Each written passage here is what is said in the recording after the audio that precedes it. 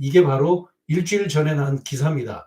베낀 논문으로 R&D 세액 공제, 남의 논문 베껴 제출하고 R&D 세액 공제, 남의 논문 베껴서 이렇게 지금 전국적으로 지금 보도가 되고 있는데요. 드디어 올 것이 왔다는 거예요.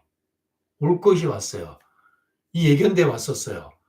그냥 국세청은 어느 하루 아침에 뭐 무슨 사건인 것처럼 빵 터뜨리는 것들이 아니라 1단계, 2단계, 3단계 계속 심화되어 왔다는 거예요. 드디어 올 것이 왔고요. 국세청이 기업부설 연구소, 연구개발 전담부서 설치한 기업 중에서 7만 개 정도 되는데 세액공제 혜택을 받는 기업들에 대해서 전수조사를 하겠다는 거예요. 날짜는 아마 내일 모레부터 3월 4일 화요일부터 대체 공휴일 지난 다음 날부터 대대적으로 전수조사가 시작될 것으로 소식통에 의해서 알려졌습니다. 절세 지원 제도를 악용해서 탈세하거나 조세 회피한 기업들이 대상이 되겠죠. 연구인력 개발비라고 하는 항목이에요. 부당 공제를 하는데 부당 공제를 해왔는데 연구개발은 안 하고 허위 연구소를 설립한 이런 기업들인데 작년에 무려 864곳 업체가 적발됐다는 거예요. 무려 추징된 액수가 270억. 이 뚜껑을 열면 얼마나 많은 기업들이 이런 일이 생길까 아마 예측이 안 될 정도예요. 정부는, 우리 국가는 현금성인 무상자금으로 중소기업을 지원하기도 하고요. 대출이라고 하는 융자 보증 제도로 지원을 하기도 하고 세금을 깎아주는 여러 가지 제도, 이런 크게 세 가지 제도죠. 연구인력 개발 세액공제는 정부가 중소기업에 조세 지원하는 제도 중에서 가장 큰 규모예요. 상상이 안 되는 금액이죠. 드디어 올 것이 왔다는 거예요. 무려 연구인력 개발 세액공제가 1, 2년에 걸쳐서 이루어진 일이 아니라 사실상 10년 넘는 장기간에 걸쳐서 이루어져 왔습니다. 구체적인 숫자를 한번 본다면 우리나라의 연구개발 전담부서가 설치된 기업의 숫자는 3만 3천 개소, 기업부설 연구소가 설치된 것은 4만 1천 개소입니다. 합쳐서 7만 4천 개 기업인데 이 중에서 5만 5천 개 기업이 수혜를 받았다는 거예요. 무려 75%, 4개 기업 중 3개 기업이 혜택을 받았다는 거죠. 그런데 문제는 이번 조사의 대상 기업이 전수인 걸로 이렇게 알려졌어요. 전수조사. 7만 4천 개 기업부설 연구소 기업이라기보다는 7만 4천 개 기업 중에서 5만 5천 개 기업 전수조사할 것으로 알려졌거든요. 물론 어떤 일이 벌어질지 알 수 없습니다. 과연 전수조사를 할까? 과연 나한테 올까? 알 수 없어요. 전수조사하는 걸로 알려졌기 때문에 빨리 대응 조치 하셔야 될 것으로 보입니다. 조세 지원 내용을 한번 살펴본다면 연구인력개발비예요. 기업부설연구소 연구개발 전담부서 설치 기업 중에서 실제 연구 인력이 있고 실제 연구 인력, 연구에만 전담한다는 거예요. 뭐 판매 활동하고 무슨 뭐 이런저런 일을 하는 거 아닙니다. 오로지 입사해서 퇴사할 때까지 쉽게 얘기한다면 전문용어로 밥만 먹고 연구만 한다는 거예요. 이게 바로 연구 인력을 하는 연구 인력이라는 법적 기준입니다. 그리고 그 연구 인력이 실제로 연구 개발 활동을 하느냐. 그래서 그 연구 인력의 지출 비용이 있어요. 즉, 두 가지가 지출 비용이죠. 하나는 그 연구원의 인건비예요. 그 연구원의 인건비가 뭐 연봉으로 따진다면 4천만 원, 5천만 원, 많으면 1억 원 이렇게 된다는 거죠. 그게 연봉이라고 하는 거죠. 연구원의 인건비가 첫째인데 그 연구원의 인건비가 아무것도 안 할까요? 아무런 일도 안 하나요? 일을 한다면 당연히 경상 개발비가 발생하잖아요. 개발비. 무슨 뭐 시제품 비용도 있고 여러 가지 것 있습니다. 연구일 관련한 것. 통계에 의하면 대략적으로 이렇습니다. 연구원의 인건비가 5천만 원이라고 한다면 개발에 소요되는 각종 이런 공과자비라고 표현을 할게요. 그런 비용도 1대1 정도 됩니다. 내 인건비가 5천이라면 5천만 원의 연구 인력 개발비가 소요가 됩니다.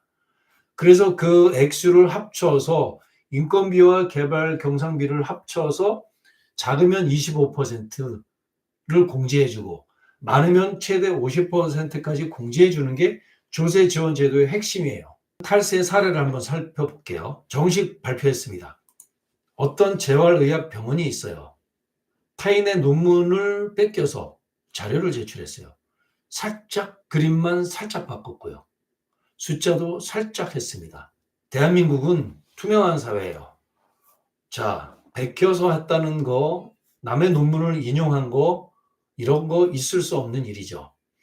당연히 연구개발을 해서 세액공제를 받도록 신청을 했는데 당연히 취소 처분 받았습니다. 취소뿐만 아니라 추징에 가산세까지 물리게 됐죠. 좀 악의적인 방법이죠.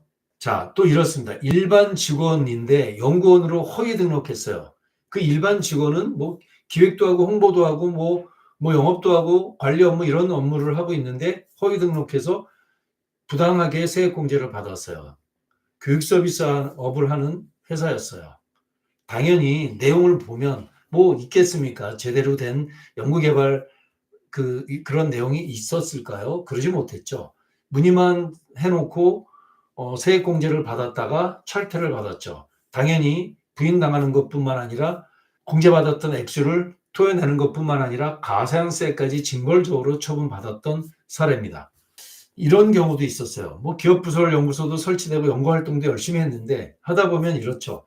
정부의 출연금, R&D 출연금 관련해서 해서 정부로부터 무상으로 뭐 1억 원, 2억 원 무상으로 출연금을 연구개발금을 정부로부터 받은 금액이 있었던가 봅니다. 정상적으로 연구활동도 하고 그래서 인건비도 발생을 하고 뭐 개발비도 있었고 정부로부터 받은 1억 원, 2억 원의 상당히 액수가 있었는데 세액공제 신청을 하는데 정상적인 연구 인건비 플러스 개발비 플러스 정부로부터 받은 출연금까지 합계해가지고 세액공제 신청을 받았어요. 어떻게 됐을까요? 당연히 정부로부터 받은 출연금을 토해내야 됩니다. 왜냐하면 정부로부터 받은 것이 이미 세금으로 받는 거지. 그러니까 세금으로 받았는데 내가 또 거꾸로 세액공제를 받는다? 이중으로 받는 거죠. 당연히 정부로부터 받은 연구개발 출연금 세액공제는 제외되죠. 그거는 추징당했습니다. 이런 사례입니다. 어떤 기업은 원청 기업으로부터 작업 지시를 받았어요.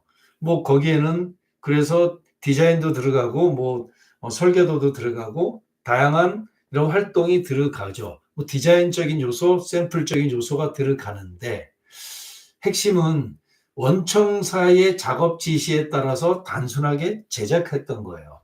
그래서 철퇴를 받아서 부적격 판정받아서 이것은 거절된 사례입니다. 여기서 힌트가 있죠.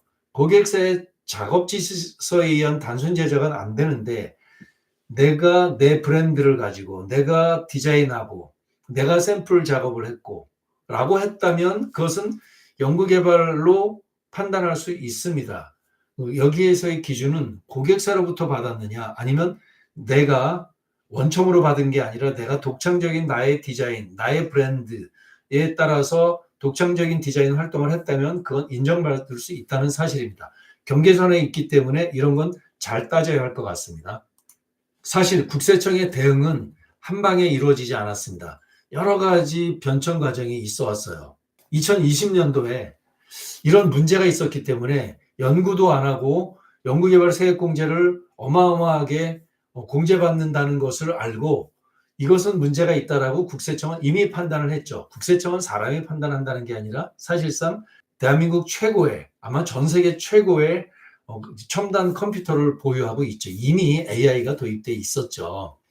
사전심사 제도라는 걸 통해서 2020년도에 자 모든 기업을 전수할 수 없으니까 연구개발 세액공제를 자신 있게 받는 기업들은 미리미리 국세청에 신청해 사전에 심사받아 그러면 검증해가지고 그것을 연구개발 세액공제를 인정해 줄게. 2020년도에 이 제도가 도입됐어요. 과연 이거가 무슨 얘기를 할까? 해야 되나 말아야 되나? 과연 사전 심사를 신청해야 되나 말아야 되나? 일선 현장에 있는 세무사 회계사들은 의견이 분분했죠. 대충 이래 왔었습니다. 이것이 점차 고도화돼서 2022년도에는 연구개발 전문 심사관 제도가 국세청 내 시스템이 포진됐고 그 전문 심사관을 통해서 샘플링으로 본청, 지청을 통해서 테스트 조사했습니다.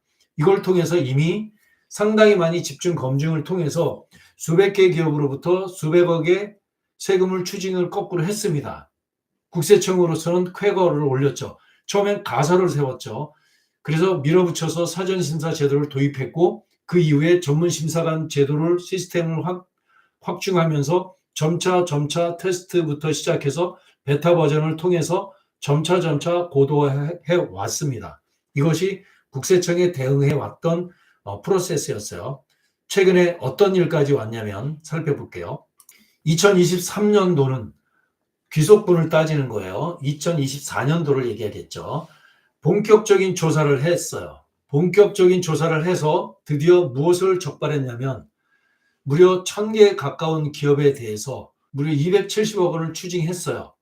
아하, 드디어 이제는 본격적인 조사를 해야 되겠다는 것이 왔습니다. 때가 왔어요. 그래서 24년도 해당 분에 대해서 드디어 전수조사를 해도 되겠다는 자신감을 확보하게 됐습니다.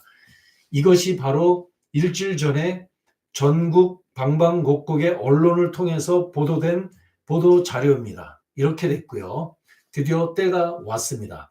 과연 전수조사를 할지 아니면 샘플링 조사를 할지 랜덤으로 할지 알 수 없습니다. 그러나 알려진 바로는 전수조사를 하겠다는 거예요.